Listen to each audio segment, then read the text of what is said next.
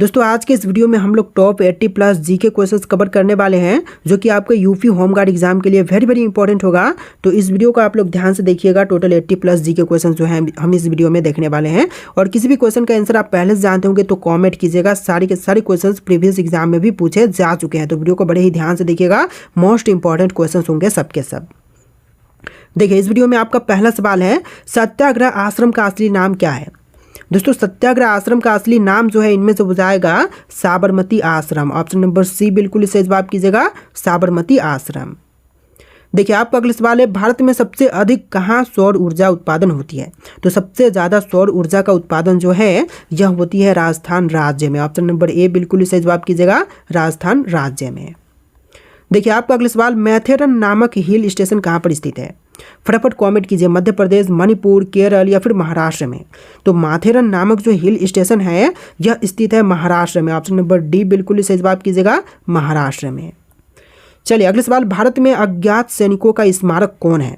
दोस्तों अज्ञात सैनिकों का स्मारक इनमें से कौन सी है, gateway of India, India gate, Jallianwala Bagh या फिर सप्तमूर्ति।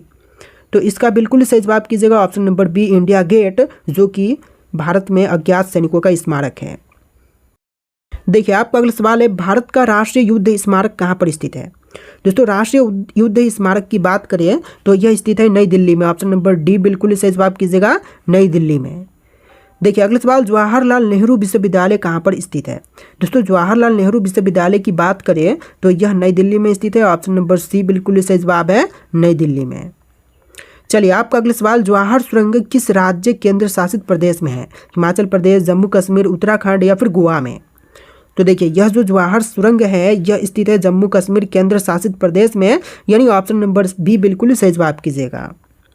देखिए आपका अगला सवाल, महरौली लौह स्तंभ कहाँ पर स्थित है। दोस्तों महरौली लौह स्तंभ की बात करें तो यह नई दिल्ली में स्थित है। ऑप्शन नंबर डी बिल्कुल सही जवाब कीजिएगा, नई दिल्ली में।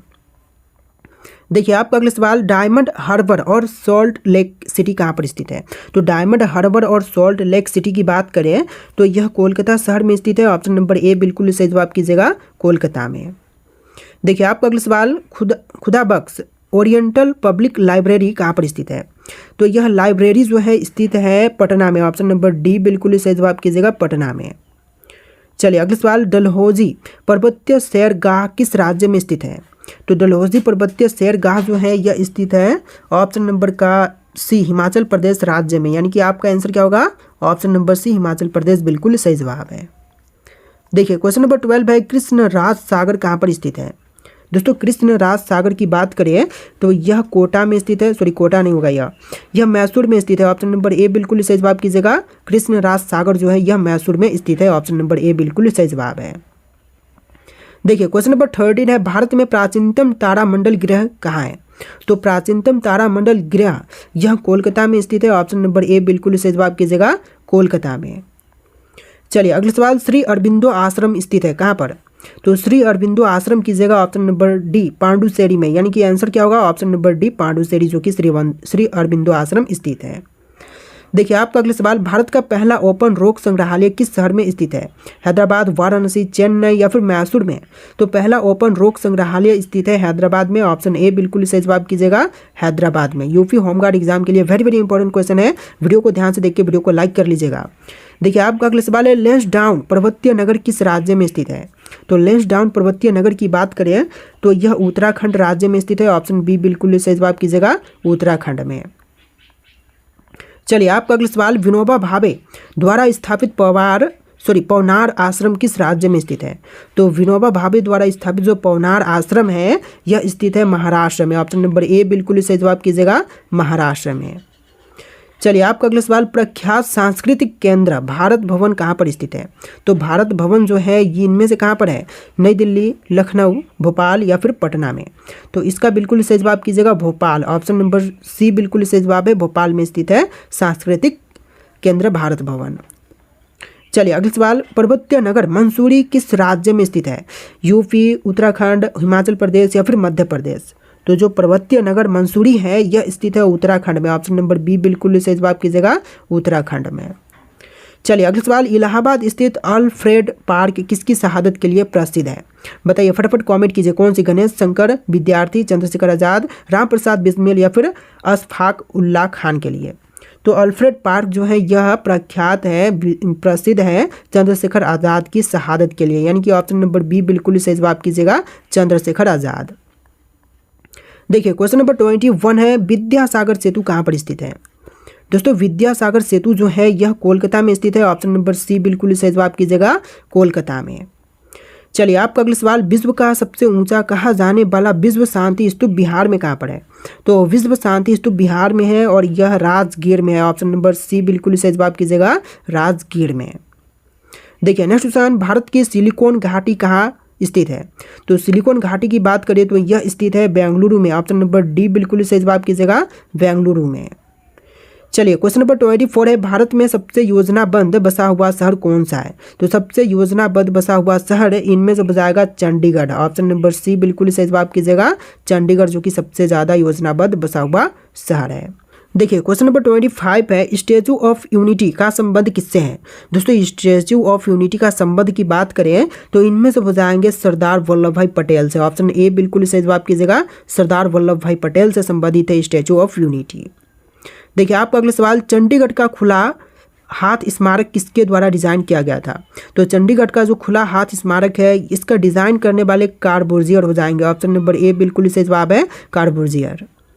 देखिए अगला सवाल, प्रसिद्ध विक्टोरिया टर्मिनस स्टेशन मुंबई में किस कालावधि में बनाया गया था, जो कि वर्तमान में छत्रपति शिवाजी टर्मिनस के नाम से प्रसिद्ध है?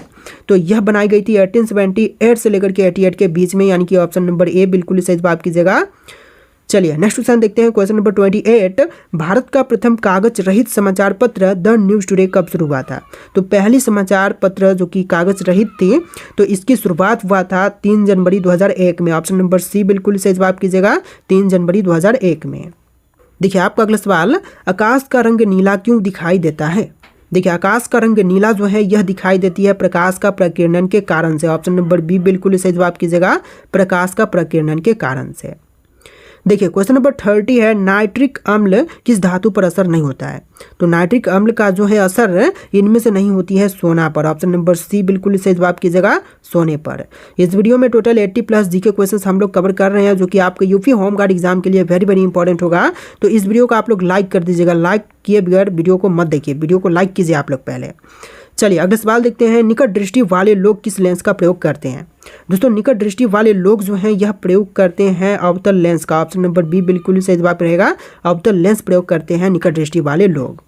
देखिए क्वेश्चन नंबर 32 है, प्लास्टर ऑफ पेरिस निम्नलिखित में से किसका एक रूप है? तो प्लास्टर ऑफ पेरिस जो है इनमें से रूप हो जाएगा कैल्शियम का, ऑप्शन नंबर सी बिल्कुल सही जवाब है, कैल्शियम का।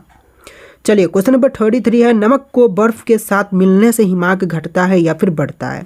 तो नमक को बर्फ के साथ मिलाने पर जो हिमांक है यह घटता है, ऑप्शन नंबर ए बिल्कुल सही जवाब रहेगा, घटता है। चलिए क्वेश्चन नंबर 34 है, नदी का बहता हुआ जल किस प्रकार का ऊर्जा संवहन करता है? तो यह संवहन करती है गतिज ऊर्जा, ऑप्शन नंबर डी बिल्कुल सही जवाब है, गतिज ऊर्जा। चलिए क्वेश्चन नंबर 35 है, निम्नलिखित में से कौन सा पदार्थ बिजली का कुचालक परंतु ताप का सुचालक है? तो यह पदार्थ हो जाएगा ऑप्शन नंबर का डी, अभ्रक। अभ्रक जो कि सुचालक है ताप का और कुचालक है बिजली का। चलिए अगला सवाल, बिजली का फिलामेंट किसका बना होता है? तो बिजली का फिलामेंट जो है इनमें से बनी होती है टंगस्टन का, ऑप्शन नंबर सी बिल्कुल सही जवाब कीजिएगा, टंगस्टन का। देखिए क्वेश्चन नंबर 37 है, भारत में पवन ऊर्जा का सबसे उत्पादक राज्य कौन सा है? तो पवन ऊर्जा के क्षेत्र में सबसे पहले नंबर पर इनमें से हो जाएगा तमिलनाडु राज्य, ऑप्शन नंबर बी बिल्कुल सही जवाब कीजिएगा, तमिलनाडु राज्य। देखिए क्वेश्चन नंबर 38 है, लाफिंग गैस किसका एक योग सूत्र है? तो लाफिंग गैस जो है इनमें से योग सूत्र हो जाएगा नाइट्रोजन का, ऑप्शन नंबर सी बिल्कुल राइट आंसर कीजिएगा, नाइट्रोजन का। चलिए क्वेश्चन नंबर 39 है, 1937 में डॉक्टर भीमराव अंबेडकर ने किस पार्टी की स्थापना की थी? रिपब्लिकन पार्टी, फॉरवर्ड ब्लॉक, स्वतंत्र पार्टी या फिर प्रजा सोशलिस्ट? तो देखिए भीमराव अंबेडकर ने 1937 में रिपब्लिकन पार्टी की स्थापना किए थे, ऑप्शन नंबर ए बिल्कुल सही जवाब कीजिएगा, रिपब्लिकन पार्टी की। देखिए आपका अगला सवाल, किस वर्ष चीन ने भारत पर आक्रमण किया था? तो चीन ने जो है भारत पर आक्रमण किया था 1962 में, ऑप्शन नंबर ए बिल्कुल सही जवाब कीजिएगा, 1962 में चीन ने जो है आक्रमण किया था भारत के ऊपर। देखिए क्वेश्चन नंबर 41 है, गैर कांग्रेसवाद का नारा किसने दिया? तो गैर कांग्रेसवाद का नारा देने वाले इनमें से हो जाएंगे Jayaprakash Narayan. Option number A बिल्कुल सही जवाब कीजिएगा, जयप्रकाश नारायण ने गैर कांग्रेसवाद का नारा दिया था। देखिए अगला सवाल, भारतीय कम्युनिस्ट पार्टी किस वर्ष दो विरोधी दलों में बट गई? तो भारतीय कम्युनिस्ट पार्टी जो है दो विरोधी दलों में बटा था 1964 में। ऑप्शन नंबर बी बिल्कुल सही जवाब कीजिएगा, 1964 में। देखिए अगला सवाल, स्वतंत्रता प्राप्ति के बाद भारत के सामने प्रमुख चुनौतियां थी, कौन कौन सी? इनमें से उपरोक्त सभी हो जाएंगी, जैसे कि राष्ट्रीय एकता चुनौती, लोकतांत्रिक व्यवस्था की स्थापना की चुनौती और गरीबी एवं बेरोजगारी समाप्ति की चुनौती। इस तरह की प्रमुख चुनौतियां जो थी वह भारत के सामने थी। देखिए क्वेश्चन नंबर 45 है, कांग्रेस का प्रभुत्व काल कब से कब तक मानी जाती है? तो कांग्रेस का प्रभुत्व काल जो है इनमें से मानते हैं 1952 से लेकर के 1967 तक, यानी कि ऑप्शन नंबर बी बिल्कुल सही जवाब कीजिएगा, 1952 से लेकर के 67 तक। देखिए आपका अगला सवाल है, भारतीय निर्वाचन आयोग का गठन कब किया गया? तो भारतीय निर्वाचन आयोग का गठन जो है यह हुआ था जनवरी 1950 में। ऑप्शन सी बिल्कुल सही जवाब कीजिएगा, जनवरी 1950 में। देखिए आपका अगला सवाल है, पंचशील समझौता कब हुआ था? तो पंचशील समझौता जो है यह 29 अप्रैल 1954 में हुआ था। ऑप्शन बी बिल्कुल सही जवाब कीजिएगा, 29 अप्रैल 1954 में। देखिए आपका अगला सवाल, हैदराबाद का भारतीय संघ में विलय किस प्रकार हुआ? तो हैदराबाद का भारतीय संघ में विलय जो है यह हुआ था बलपूर्वक। ऑप्शन बी बिल्कुल सही जवाब कीजिएगा, बलपूर्वक। देखिए अगला सवाल, सर्वप्रथम तत्काल सेवा कब से शुरू हुई? तो सबसे पहले तत्काल सेवा की शुरुआत जो है 20 दिसंबर 1997 से शुरू हुआ था। ऑप्शन नंबर बी बिल्कुल सही जवाब कीजिएगा, 20 दिसंबर 1997 से। देखिए आपका अगला सवाल, भारत में सुदूर पूर्व क्षेत्रों के पूर्ण गठन किस संशोधन अधिनियम के द्वारा किया गया? तो सुदूर पूर्व क्षेत्रों की पूर्ण गठन जो है यह हुआ था 27वां संविधान संशोधन अधिनियम 1972 के अंतर्गत, यानी कि ऑप्शन नंबर ए बिल्कुल सही जवाब है। चलिए अगला सवाल, द्विराष्ट्र सिद्धांत का प्रतिपादन किस दल या संगठन से संबंधित है? तो द्विराष्ट्र सिद्धांत का प्रतिपादन जो है यह संबंधित है मुस्लिम लीग से। ऑप्शन नंबर बी बिल्कुल सही जवाब कीजिएगा, मुस्लिम लीग से। देखिए आपका अगला सवाल, परिक्रमा मेला कार्तिक महीना का आयोजन कहाँ पर किया जाता है? तो परिक्रमा मेला का आयोजन जो है कार्तिक महीने में अयोध्या में की जाती है। ऑप्शन नंबर ए बिल्कुल सही जवाब कीजिएगा, अयोध्या में। चलिए आपका अगला सवाल, वाटर स्पोर्ट फेस्टिवल का आयोजन कहाँ पर किया जाता है? तो वाटर स्पोर्ट फेस्टिवल का आयोजन जो है इनमें से करते हैं प्रयागराज में। ऑप्शन नंबर सी बिल्कुल सही जवाब कीजिएगा, प्रयागराज क्षेत्र में। देखिए अगला सवाल, भारत का प्रथम कागज रहित समाचार पत्र है कौन सी? जो कि 2001 में इसकी शुरुआत की गई थी और यह हो जाएगा इनमें से the news today. Option number B बिल्कुल सही जवाब कीजिएगा, द न्यूज़ टुडे। देखिए आपका अगला सवाल, भारत का राष्ट्रीय ध्वज नियम कब से लागू किया गया? तो राष्ट्रीय ध्वज नियम जो है यह 2002 में लागू किया गया था। आपका राइट आंसर ऑप्शन नंबर का सी रहेगा, 2002 में। चलिए अगला सवाल, कौन सी नदी दक्षिण भारत की गंगा कहलाती है? तो बिल्कुल सही जवाब कीजिएगा, ऑप्शन नंबर सी गोदावरी नदी जो है वह दक्षिण भारत की गंगा कहलाती है। चलिए आपका अगला सवाल, नींबू में कौन सा एसिड पाई जाती है? तो नींबू में मुख्य रूप से पाई जाती है citric acid. Option number C बिल्कुल सही जवाब कीजिएगा, सिट्रिक एसिड। देखिए नेक्स्ट क्वेश्चन, भारत में सबसे लंबी रेल सुरंग किन दो शहरों के बीच में है? तो सबसे लंबी रेल सुरंग कीजिएगा इनमें से मंकी हिल और खंडाला के बीच में, यानी कि ऑप्शन नंबर ए बिल्कुल सही जवाब है, मंकी हिल से खंडाला के बीच में। देखिए आपका अगला सवाल है, रेलवे का पहला प्लेटफॉर्म टिकट कहाँ पर जारी हुआ था? तो रेलवे का पहला प्लेटफॉर्म टिकट है यह जारी हुआ था लाहौर में। ऑप्शन नंबर बी बिल्कुल सही जवाब कीजिएगा, लाहौर में। देखिए अगला सवाल, भारत में कितने राष्ट्रीय राजमार्ग हैं? तो भारत में राष्ट्रीय राजमार्ग की संख्या जो है टोटल हो जाएगा 500। ऑप्शन नंबर डी बिल्कुल सही जवाब कीजिएगा, 500 राष्ट्रीय राजमार्ग हैं टोटल। देखिए क्वेश्चन नंबर 61 है, भारत के निम्न में से किस राज्य में पुरुषों की संख्या स्त्रियों से कम है? तो पुरुषों की संख्या जो है स्त्रियों से कम इनमें से हो जाएगा केरल राज्य में। ऑप्शन नंबर सी बिल्कुल सही जवाब कीजिएगा, केरल राज्य में। देखिए आपका अगला सवाल, भारत की पहली आयरन स्टील कंपनी कहाँ पर स्थित है? तो पहली आयरन स्टील कंपनी जो है इनमें से जमशेदपुर में हो जाएगा। ऑप्शन नंबर ए बिल्कुल सही जवाब कीजिएगा, जमशेदपुर में। चलिए अगला सवाल, दुनिया में सुअर पालने वाले देश कौन से है? सबसे अधिक पालने वाला देश कौन सा है? तो विश्व में सबसे अधिक सुअर जो है चीन देश पालता है। ऑप्शन नंबर सी बिल्कुल सही जवाब कीजिएगा, चीन देश। देखिए अगला सवाल, भारत की सबसे बड़ी जनजाति कौन सी है? तो सबसे बड़ी जनजाति जो है इनमें से हो जाएगा गोंड जनजाति। ऑप्शन नंबर सी बिल्कुल सही जवाब कीजिएगा, गोंड जनजाति। देखिए आपका अगला सवाल है, भारत में भीमसेन महोत्सव कब मनाया जाता है? तो भीमसेन महोत्सव जो है यह मनाई जाती है 1953 में। ऑप्शन नंबर बी बिल्कुल सही जवाब कीजिएगा, 1953 में। देखिए आपका अगला सवाल, तुम मुझे खून दो मैं तुम्हें आज़ादी दूंगा, किसने कहा था? तो तुम मुझे खून दो मैं तुम्हें आज़ादी दूंगा कहने वाले इनमें से हो जाएंगे option number D Subhash Chandra Bose, यानी कि आपका राइट आंसर क्या होगा? Option number D Subhash Chandra Bose ji ने कहा था। देखिए आपका अगला सवाल, वास्को डिगामा भारत में कब आया था? तो वास्को डिगामा जो है भारत में 1498 में आया था। ऑप्शन नंबर बी बिल्कुल सही जवाब कीजिएगा, 1498 में। देखिए आपका अगला सवाल, ब्लू माउंटेन के नाम से किस पहाड़ी को जानते हैं? तो ब्लू माउंटेन के नाम से जानते हैं इनमें से नीलगिरी पहाड़ी को, यानी ऑप्शन बी बिल्कुल सही जवाब कीजिएगा, नीलगिरी पहाड़ी को। देखिए अगला सवाल, लाल नदी किस देश में बहती है? तो लाल नदी की बात करें तो यह बहती है वियतनाम देश में। ऑप्शन नंबर बी बिल्कुल सही जवाब कीजिएगा, वियतनाम देश में।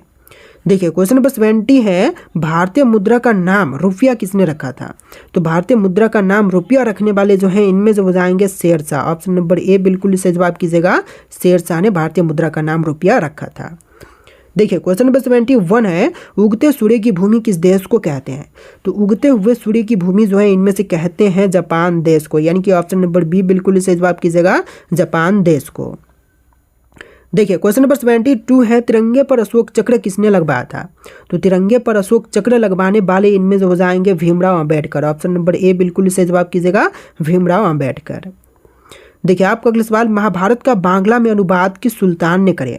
तो महाभारत का अनुवाद जो है बांग्ला में करने वाले सुल्तान इनमें से हो जाएंगे Nasrat Shah. Option number B बिल्कुल सही जवाब कीजिएगा, नसरत शाह। देखिए अगला सवाल, भूकंप द्वारा उत्पन्न समुद्री लहरों को क्या कहते हैं? तो भूकंप से उत्पन्न समुद्री लहरों को कहेंगे सुनामी। ऑप्शन नंबर बी बिल्कुल सही जवाब कीजिएगा, सुनामी।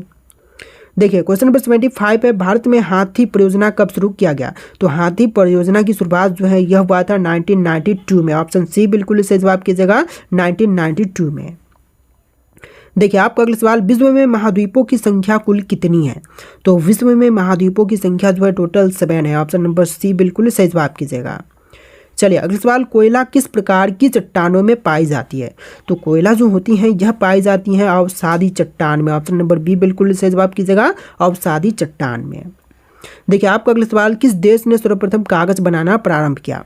तो सबसे पहले कागज बनाना प्रारंभ किया था इनमें से चीन देश ने। ऑप्शन नंबर सी बिल्कुल सही जवाब कीजिएगा, चीन देश ने। देखिए आपका अगला सवाल, भारत में कुल कितने उच्च न्यायालय हैं? तो उच्च न्यायालयों की संख्या टोटल हो जाएगा 25। ऑप्शन नंबर सी बिल्कुल सही जवाब कीजिएगा, 25 उच्च न्यायालय टोटल हैं। देखिए आपका अगला सवाल है, किसे एशिया की रोशनी कहते हैं? दोस्तों आपके ऑप्शन यहाँ पर है महात्मा गांधी, गौतम बुद्ध, माओ से तुंग या फिर अकबर को। तो इनमें से राइट आंसर आपको कमेंट करना है। इस वीडियो में टोटल 80+ क्वेश्चन हमने कवर किए हैं। इस वीडियो को ध्यान से देखिए, आप लोग वीडियो को लाइक कर लीजिएगा। चलिए फिर मिलते हैं नए वीडियो में।